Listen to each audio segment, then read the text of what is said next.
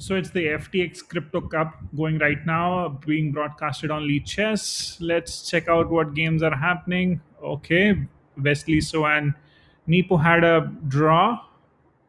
Magnus has won one game against Radjabov already, and he's playing one right now, which is being presented on the screen as of now. Magnus is playing as black. Let's see what happened in this game already. Started off with d4 by Rajabov, and Magnus goes with knight f6. Okay, so c4, and Magnus plays e6, and then a knight to f3 by Rajabov, and Magnus goes for d5, trying to break open the center here, maybe, which I don't think, of course, the pawn would have captured. Yes, so knight comes out onto c3, normal development moves, and c5 by Carlsen going aggressive. That's nice. Opponent does take the central pawn. Magnus takes as well. All theory so far. Queen takes on d4. Pawn takes on e5. So central control is quite debatable here. After pawn takes, now queen can be captured, which does happen. Magnus takes back, and yes, the pawn is being attacked once but defended as well. Knight has to be moved. Let's see where the knight goes. Okay, knight to g5. Now there is a double attack on the pawn. uh, why not bishop to? Okay, you cannot move bishop onto f5 trying to hang on to the pawn because a fork comes in, so not a good option. So bishop comes to e5 instead. Bishop is captured, pawn takes, and then bishop comes out onto g5. Carlsen now kicks the bishop, which doesn't get kicked, but okay. So it's a check with castling. So you have to move the king or put something in between. King goes to e7. Now knight is captured. Magnus, of course, takes back with the pawn. The idea is to maybe push the pawn forward in the next move, which okay. Knight takes on e4 first, and then okay, not delaying the pawn movement further, not kicking the knight straight away, but putting the bishop on a right square first, maybe planting the rook next onto c8 is the idea. Bishop comes out onto d3, f5 is being played, knight goes back, now knight to c6, rook comes in the center, offering bishop trade, pawn takes with the knight. Nice idea because after you take, then pawn forward f4 will attack the bishop. And here Magnus plays rook to d8, attacking the bishop with his piece as well. And then the other rook comes on to f8. Game kind of looks in the balance, but I would say white is slightly advantageous because of bishop against the knight. Pawn structure wise, it's quite equal. Yes, this is a passed pawn now, but they are connected. These are isolated pawns, but behind with a rook with Magnus playing. Of course, let's see how it goes. Rook to d4, and then bishop comes to c2. This is what has happened so far, and it's Magnus to move now. The best move what we see is, of course, rook can capture the rook straight away, and trade can happen. Let's see what Magnus has in his mind right now. Of course, Magnus comes up with his own moves. You would never know what's happening there. So it's quite interesting tournament so far. In the balance, this game as well. My internet connection went off. It has come back, thankfully. All right, so let's see if Magnus can pull this off backwards, slightly in favor of Rajabov right now. Zero point 0.7 as per Stockfish. And if you see time wise, both are quite similar, so not a time crunch for sure. Looks like a complicated endgame going to go ahead further. If Magnus doesn't take, what can Magnus do here? Can he push the pawn as well? What if pawn forward? The opponent can slide over the rook onto h file, and then defending the pawn would be difficult because if you simply move the rook, then your rook is going to babysit the pawn forever, and you give away some control to the opponent. What else can Magnus do here? Yes, rook to g8 is one option as well, which can be easily met with pawn forward, and then there's no clear line from here. Maybe that's what Magnus is trying to calculate here as well. Uh, can knight go up? No, because the rook will be hanging. You cannot put your rook here as well in order to trade. You cannot really push these pawns. Maybe try to create some counterplay from the other side of the board. That can be one option as well, but that would be slow because a rook trade is going to happen, and once Magnus does take back with the knight, the rook will be centralized, threatening to come down eventually. Bishop can also be contributing to that part. So maybe you can play a move like b5 or a6 as well here. So if b5, yes, it's kind of again passive. The basic threat that remains is a rook coming to h3, and you will have to either give away the pawn or babysit it with the rook. But yes, b5 is not a bad move if you see as per the engine as well. b5 can certainly be played. What else do you see here? I see mostly like not much options with Carlsen. Can you double up the rooks here? Because but then you lose the central pawn. You move the king up, then the bishop comes attacking as well, and then you again have to move the king. That's bad. Because you just moved the king. So that's another variation which can happen. But maybe you can just take the rook, and once opponent takes back with the bishop, now you can go up with the pawn with the king. Nah, still the same threat with bishop controlling that square. So you can then probably get the rook active, and get your knight in between maybe, which will defend the pawn as well. Problem is these two pawns are connected and these two are isolated. That's the difference on the pawn structure, which is very important in the end game, which looks like a problem will happen. Okay, did Magnus? Yes, Magnus went with f4 line, which we were calculating. That Magnus can play pawn forward. That did happen in the game, right? Whose time is running out? Yeah, f4 is played in the game. So now it's opponent's turn. Let's see what Radjabov does, and let's check out other games as well. Meanwhile, maybe we can switch over to Nepo and Wesley game as well. Oh, this looks like kind of over. Black is seriously having a lot of advantage. This should be over anytime soon, unless of course some miracle happens from here. This looks completely in control of Wesley. Time is also not that less that he cannot come back with this. So this looks done and dusted.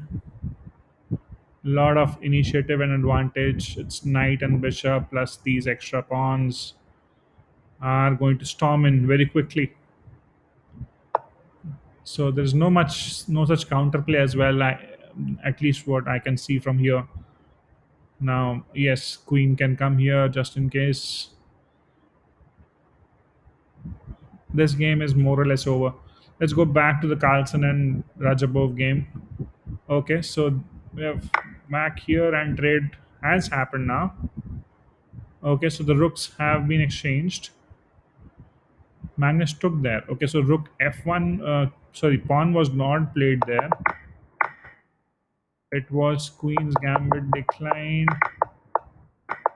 We did have this trade. Okay, so Magnus went for the trade, and after bishop took, again Magnus is now taking some time what to go the game with. So it's kind of balanced out. I can say maybe knight can now hop in the center and maybe try to take on the bishop out, because the bishop will be very painful in the end game, especially in the open positions, and it would be really tough for Carlsen even to handle with the knight. So I think maybe knight here makes sense as of now for sure.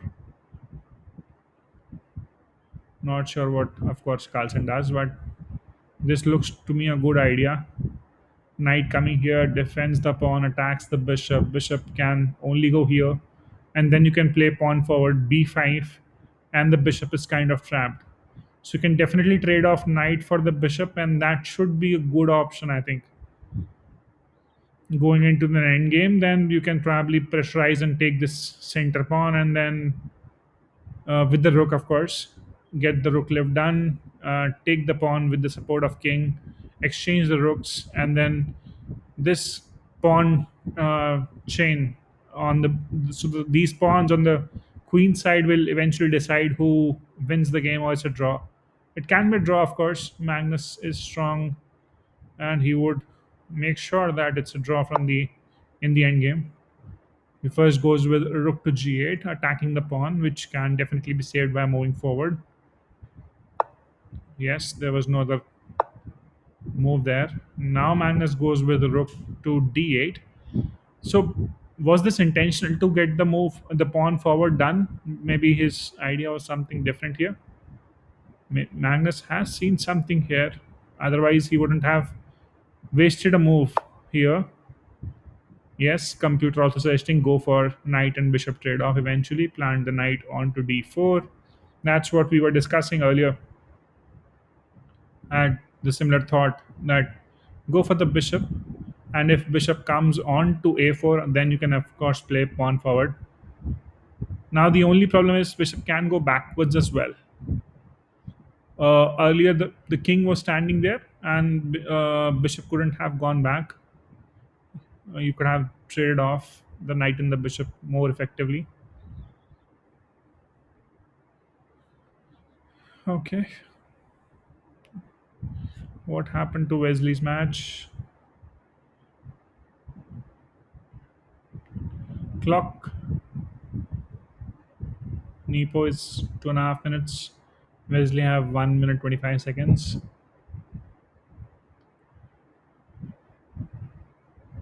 Okay, let's switch back to Magnus. I'll flip the board to see it from Magnus's viewpoint.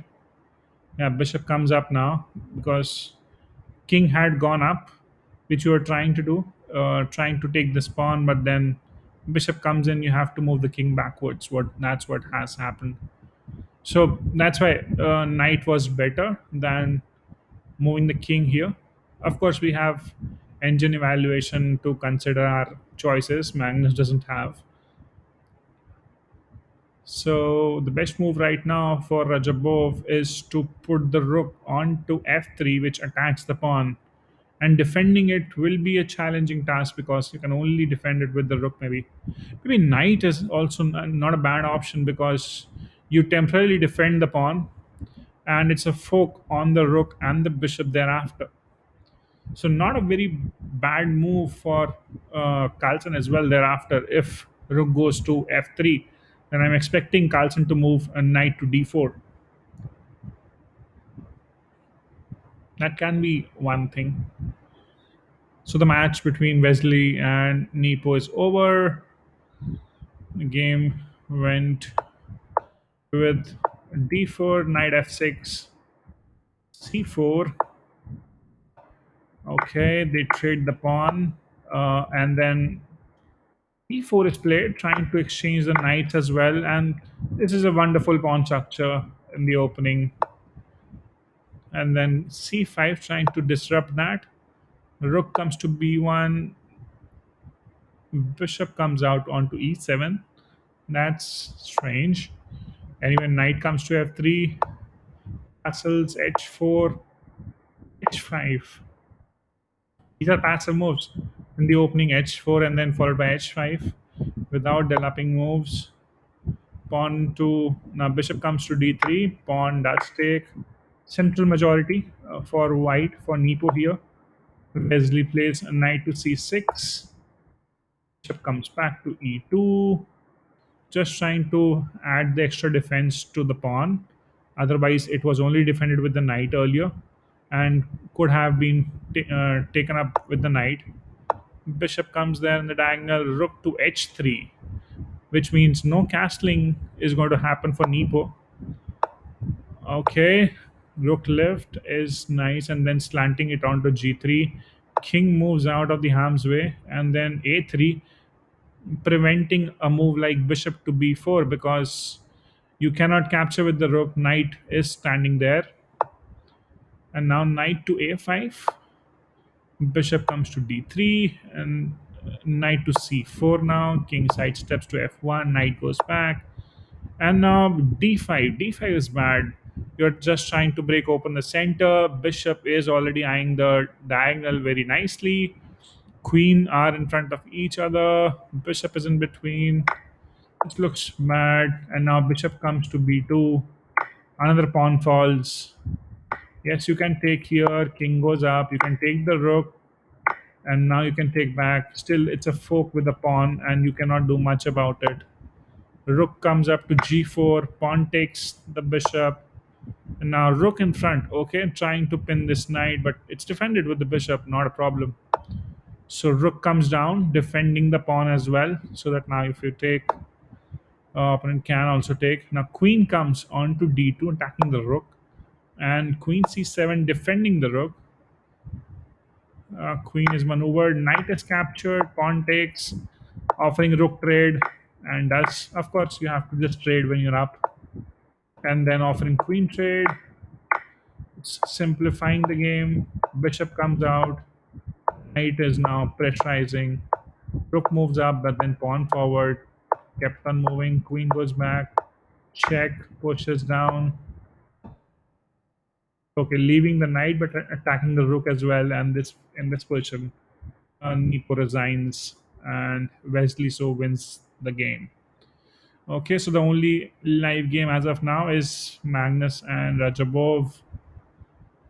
Let me flip the board again and see how is it going now. Yes, rook has been moved, and the best move for Carlsen is to put the rook and the knight on d4, as we expected. Knight d4, forking the pieces and defending the pawn temporarily as well. That's what we discussed earlier as well. So yes, Magnus has to play knight to d4 is the best choice as per the engine as well. There's no other way, otherwise you will lose the pawn maybe. At least I can't see any other way. Maybe Magnus finds something out of here as well. Nice games going on. Very complex games. This one especially. Okay, Magnus has 4 minutes on the clock against 2 minutes 50 seconds for Radjabov. So Magnus has the time advantage if required at all later on. The knight looks very much good here because you can trade off the bishop as well eventually. Might not even take off immediately because you want to. Okay, rook comes in very quickly. So Rajabov had thought of this from before. Now you cannot capture because rook will take. The pawn structure will not be spoiled, so you should not be trading here. Computer suggesting to put the pawn forward onto b6. I'm wondering how bad is moving the king in between. Because if you put the rook up, then the opponent's rook is going to come down maybe onto c8 as well. There is no forks happening right now. This bishop has a very nice vision, so you cannot really go up thanks to the pawn as well, controlling the squares. King is kind of trapped, so Magnus decides to take eventually. Okay, and then just saves with the rook. So it's up to Magnus to convert this into a draw now because white has some advantage for sure. These are connected pawns against isolated pawns and this passer. Now this can be handled. The passer pawn can be handled eventually and get got rid of, but it's going to be tough controlling these two, even for Carlsen. I believe it's 1.1 in favor of white here. Okay, rook goes to a3. Now, which pawn you should move? Again, a good suggestion can be like even moving. How bad is moving a6 is what I'm wondering because a6 and then you can probably move b5, defend the pawn as well, or because your rook is defending the a7, you move to b6. Either way, your plan eventually will be to put your king up and then go with the rook and take this pawn out of the game. Until you take this pawn out of the game, it's going to be tough. The game is closing in on time as well now. If you see, 2 minutes 39 seconds against 2 minute 45. Carlsen is thinking here in order to move which pawn here, and yes, choose the right one. B6.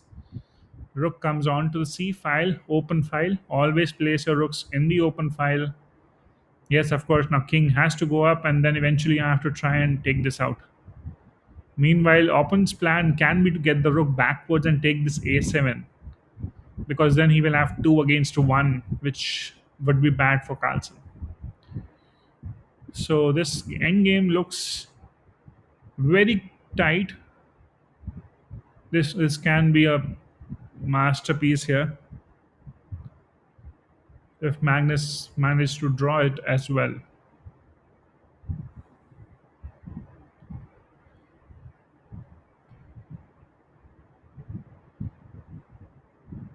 I see someone is saying this position is easy for Magnus. No, it's not. Not all pawn rook endgames are easy. If it was easy, he would have moved a lot faster. He's taking a lot of time. And it's not, because these are connected pawns. As I said, these two can be a lot of problem. Opponent just needs some time to push these pawns forward, and then things will be in control. You cannot really bank on this pawn here. King can also come up, simply rolling its way upwards, and then try to take this pawn with the help of rook and king. Okay, so finally king is moved. Check comes in. It was pre-moves. So what happened, if you guys didn't observe? King went up on to e6. Now rook to c6 by Radjabov. Carlsen captures the pawn, and Magnus loses the pawn on h6 here, and then places rook to c7.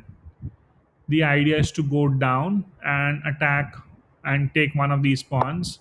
So king comes up onto d2, and now rook d7. That's how the refutation has just passed by when we were just trying to discuss what is going to happen next. Okay, so a7 can be a problem as well eventually. Now, as you see, these two are very much good, solid pawns. Uh, it's an equal pawn position on the king side, but these queen side pawns are monstrous, especially the edge pawn. Once it starts moving, it's very easy to convert it. Also, Magnus's king is quite trapped here, cannot do much, can't go up over to f4 because the pawn stands. If the pawn moves forward, of course, Rajabov can also move the pawn forward and controlling more now by placing the king onto c7. Again, Magnus is trying to play rook to c2 somehow, pressurize these two pawns, maybe create some counterplay by then pushing on the pawns from here. Okay, then which the rook comes to h5 means pawn to g4 is going to be the next move, which will attack the pawn twice. So Magnus has to move the king in this position, or defend it maybe with the rook. So Magnus moves the king, and now maybe king can come up as well. No, okay, king goes on to d3, defending the pawn's problem again. Magnus is repeating, trying to go for a draw maybe, if allowed. And now king is closer here, which means king can maybe stop these pawns too eventually. Now, okay, so Magnus pushed the opponent's king in front of his own pawn and then quickly shifts the rook far away, and now the rook is going to come down and control a lot of ranks. Maybe comes to the third rank or the second rank, depends where Magnus wants to put the rook next. So that was a nice strategy, trying to repeat moves which looked like forcing for a draw, and then once king sidesteps and gets in front of his own pawn, Then Magnus shifts the momentum of the rook and puts it on to e7, and now controlling the file as well, planning to come down with a check too. And now these pawns can also be pushed forward as of now. There's no threat of rook coming back. Yes, a4 was the best move and is played. And now, of course, rook comes down, king moves to c4, maybe now another check, and the pawn is threatened, so has to come up or go backwards and defend the pawn. Those two are the only options, otherwise you lose the pawn. So the pawn will be defended.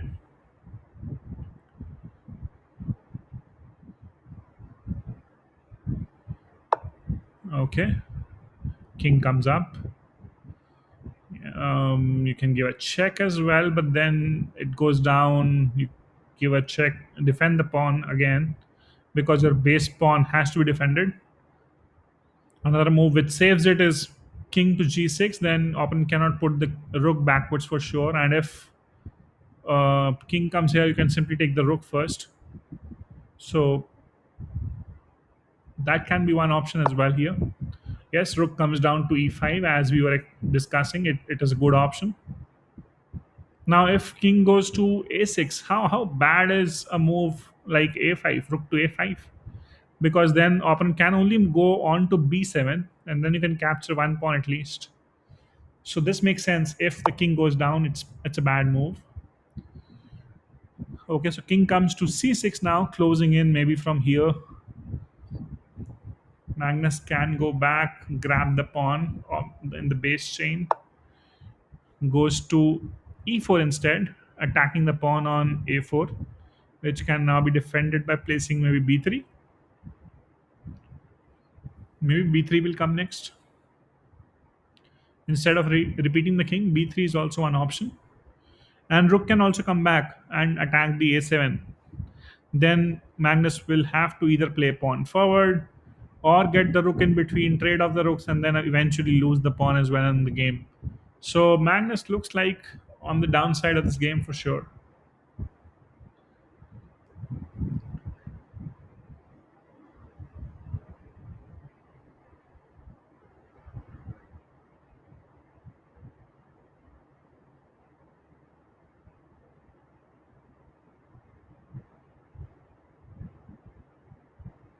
So this looks quite controlling.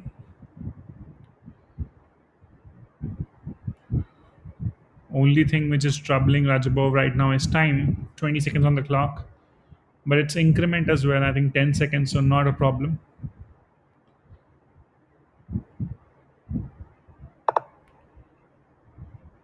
Yeah, 25, 34. Yes, 10 seconds increment. Another check. Trying to attack the pawn. How's pawn forward here? Oh, you lose the pawn otherwise with the rook coming down. So maybe just play king to g6 once. And the advantage with increment on the clock is that you can always repeat some moves, play some random moves when you are down on time just to get back some flow. Okay, so there's no more checks coming. Now, king to g6 is a good move as per the computer. Let's see what Carlsen does here. Yes, cut off the king at least from the third rank for now.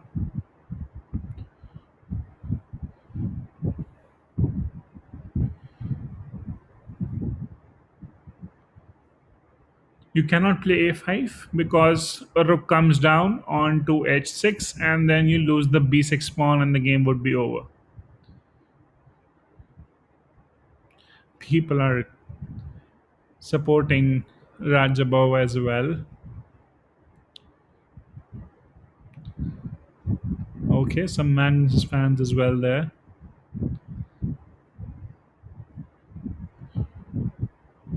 What's Magnus thinking now?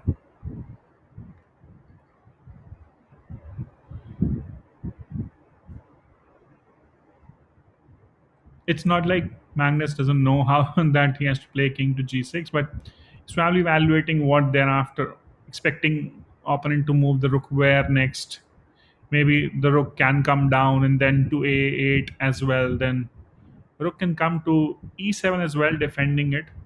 But then these pawns and the king can start moving because rook will have to babysit the a7. So that's maybe one variation which Carlsen is trying to understand and evaluate. So quite a closely contested match, but looks like white is winning here. Yes, king comes to g6, and as I was discussing, rook will come down to h8 and then maybe a8. That looks like a concrete plan. King, meanwhile, can go ahead.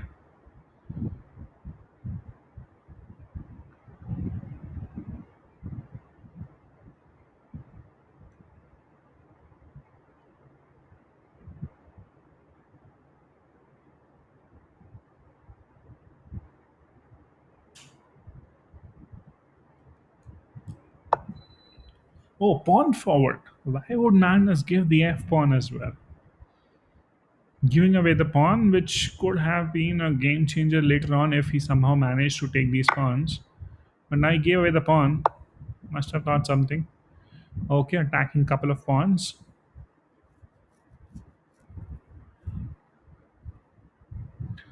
37 seconds for Carlsen, 20 odd for Radjabov. Okay, so now f4 falls. But then it's extra pawn, and then king is closer to these pawns. So of course white has advantage of 2.5 now as per Stockfish. King if comes to f7, then rook cannot be traded because of course opponent can take, but rook will shift over to maybe 8. Yeah, a8 and then a7. Oh, he's why did he put it on b8? I think he's that's a mouse slip. A8 looked quite obvious because you want to take the base pawn, which cannot be defended as well. Anyways, Carlsen cannot do anything to stop it right now, so a check would come, and then Magnus will move the king up, pawn will fall, and Magnus will take this, and then it's 2 against 1, hoping for a magical comeback.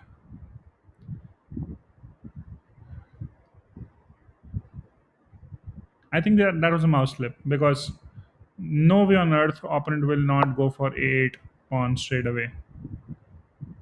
Doesn't give a check as well, so asking Magnus to take or move the king. King moves so that there's no check coming now with the rook. Can come from e8, but that only helps Carlsen to swing over the king more close to the pawns. That's what Carlsen wants.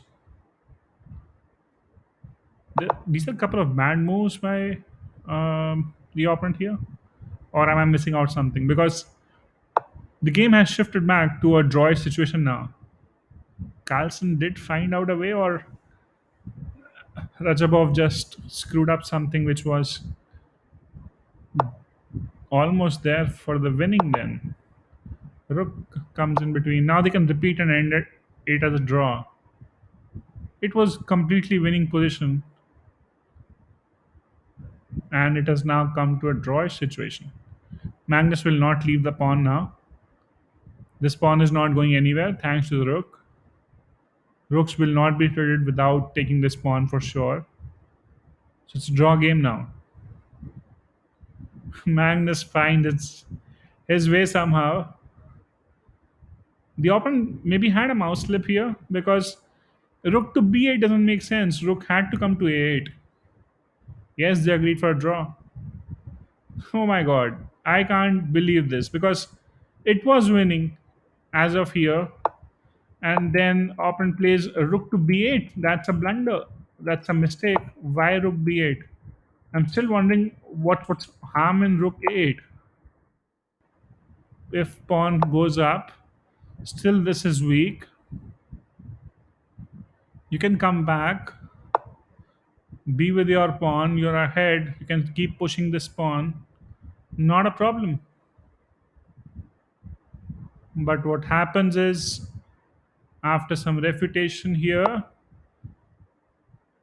pawn forward, king comes up, he gives a check, Carlsen moves, rook comes to e2, trying to hang on to the extra pawn, And then Magnus closes this by placing a5, making sure that the king cannot come ahead. Magnus king is in better position, and then they repeat here, and then they agree for a draw. Magnus found out a way. It was not a winning, not a draw situation here. 2.5 is a good enough advantage to convert into a victory for a grandmaster. But I think Rajabov just couldn't convert this game somehow. I would stop this recording for now, and I hope it was somehow interesting and instructive as well. Do subscribe to the channel as well, and I shall see you tomorrow with more content. Thanks for your time. Take care. Bye bye.